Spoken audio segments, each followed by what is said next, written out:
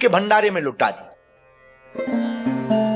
अब कोई महात्मा पहुंचे तो वो उधार मांगे, तो जब तक लोगों को लगे कि ये चुका देंगे तो लोग उधार दे देते थे, पर एक सीमा होती है, जब लगा कि अब ये चुकाएंगे नहीं तो उधार कौन देवे। परिचय तो था नहीं, पर साधु घर पर आए, भूखा चला जाए।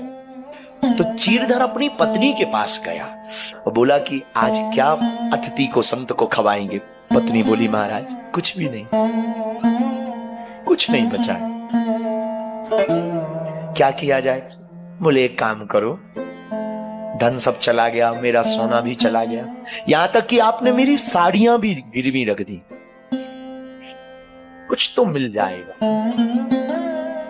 कैसे काटे। तो एक नुकीली चीज देखी, अंधेरे में बालों को काटा पत्नी के, कहीं खून बह गया, कहीं वो नुकीली चीज लग गई। पर पत्नी का, स्त्री का श्रृंगार बाल है, केस, स्त्री का श्रृंगार केस है। पर चीरधर की पत्नी से सीखना, उसने पूरे बालों को कटवा लिया।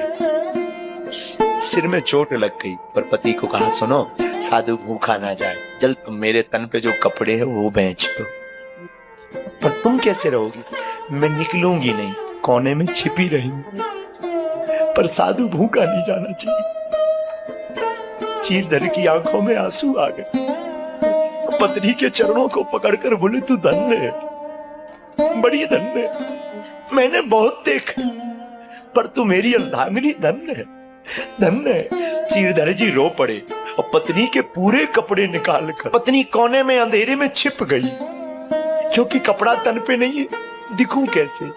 चावल बनाया तो चावल बनाकर पीपाजी महाराज को परोसा, लीजिए पाइए। तो पीपाजी ने कहा कि भक्तराज तुम्हारी कुछ देर पहले पत्नी दिख रही थी, अब तुम उसको भी बुला लो, वो भी साथ में प्रसाद वाले में भोजन कर ले। तो चीरधर जी ने हाथ जोड़ के कहा भगवान क्षमा करो, क्षमा करो, वो बाद में पालेगी, आप पाओ, आप पाओ, वो पालेगी। नहीं नहीं नहीं, नहीं। हमारी आंख गली में खड़ा हो गया, मत जाओ अंदर, एक तरफ हो, हम ऐसे भोजन नहीं करेंगे जब तक तुम्हारी पत्नी साथ में नहीं बैठी। क्या हुआ, आवाज भी नहीं आ रही, कहां गई। जब पीपाजी की पत्नी अंदर गई तो कोने में लुकी छिपी रो रही थी, बाएं पकड़ी, क्या बात है, ये तुम्हारे कपड़े कहां गए, कपड़े कौन ले गया। चीरधर की पत्नी कहती है बहन हमारे घर पर खाने को कुछ नहीं।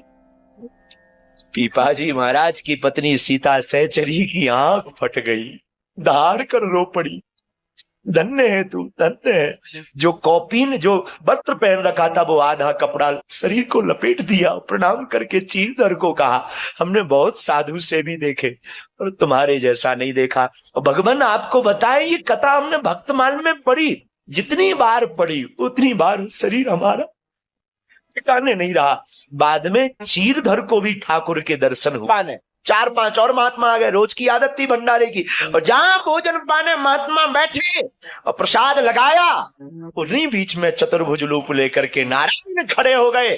चीरधर बुलाओ अपनी पत्नी को, आज का प्रसाद पाकर मैं धन्य हो गया हूं। गोविंद भी कहते कि मैं धन्य हो गया हूं। साधु, हमने कहा ना गुरु कृपा जिस पर हो जाए, गोविंद को वो फक्करपन में भी पा सकता है। ये बहुत जरूरी नहीं है कि हमारे पास में, भगवान उसमें भी तुमको दर्शन देंगे। इसलिए चौपाई बड़ी प्यारी हम लोग